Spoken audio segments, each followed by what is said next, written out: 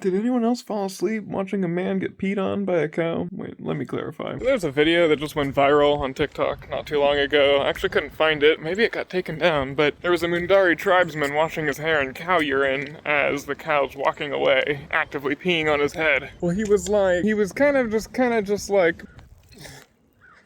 And when I was reading the comments, I was a bit disheartened, maybe, by how few people recognize that we've been using urine for a long time, for a lot of things. So I thought we should talk about that. Buckle up, because the last one gets the #1 pee prize. Even though today, most of our cultures have become urinophobic. Pretty much everyone owes their existence to a long history of pee. Take, for instance, the Romans. While they were developing our ABCs, they were washing their clothes in their LMNOP. And the ink they wrote with? Well, if you think it's squelched out of a squid, then you're wrong. It was actually made from a very refined technique of letting your urine get very old and act as a mordant for the ink. A mordant is just something that makes the color stay. So they use a really stale pee to get the black to stick in the ink. Have doth thy educated themselves in the Rosanna Gospels? The Rosanna Gospels have a famously dark purple ink. They actually go by another name. The Codex Perperis Rosanisis. The Purple Rosanna book.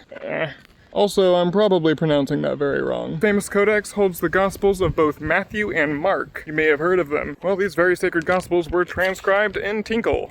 And that's not the only holy tinkle we're dealing with. Even as recent as the 1950s, an Italian pharmacy Serono received the Vatican's blessing to, wait for it, collect gallons and gallons of postmenopausal nun pee. The nuns had to be postmenopausal. They wanted the FSH and LH from their pee to create something called Pergenol, a fertility drug. It was a very specific process. And your great-great-grandmammy and your grandpappy probably elbow deep in a vat of stale urine, trying to get their nice cowhide to be a nice suede. Yes, this has been the process of tanning leather for a long time. Like a really long time. It just changed, actually. And some people still do it. There's a whole gross history with tanning leather. And you know what? You may be thinking, well, washing your hair in pee is definitely different than like riding in pee or making leather. But plenty of our ancestors were doing a lot more than taking golden showers. Let's go back to the Romans for a second. Even back then, we were looking for a good teeth whitener. So what did they use? Really old pee. Specifically, they looked for Iberian Portuguese virgin pee. It's very specific, but I'm gonna trust they had a palate for the good stuff.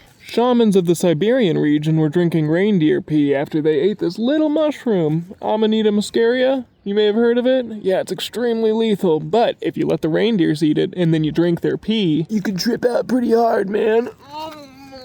The Ming Dynasty would drink young boys' pee in attempts of making an elixir of immortality.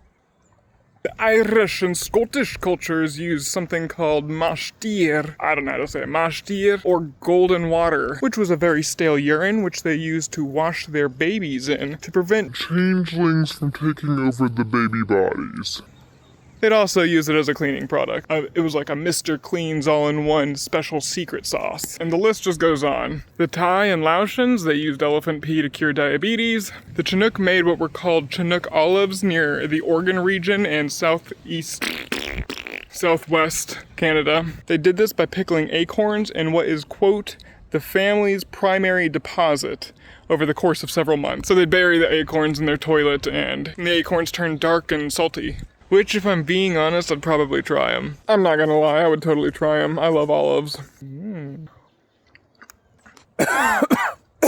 Whoa, it just went down the wrong pipe. And the winners of the #1 piss prize, the golden nugget, goes to the Bedouin peoples! But this one's really quite interesting because I found a paper from 2023 that says, quote, camel urine contains different nanoparticles, crystals, and nanorods with varying shapes and sizes, which offer potent, selective cytotoxic activity against several lines of cancer cells. It was proved that camel's urine has anti-diabetic, anti-cancer, antibacterial, antiviral, and antifungal properties. It also has hepatoprotective and cardiovascular effects. I'll put the title of this paper and the authors at the end so you can give it a quick Google search if you want to check it out. Even the Prophet Muhammad was ordering his people to drink pee in a book 4 hadith. Anyway, I just thought this was a golden opportunity to say, if you're washing your hair with pee, it's probably okay. We've been doing stuff like this for a really long time, probably since before we were humans. So mostly let's just try to be respectful and realize that what happened in this video is, historically speaking, like pretty normal. I mean, you can think it's weird, but let's just not be hateful about it. My last piece of advice, stay kind, go with the flow, and stay golden, cowboy.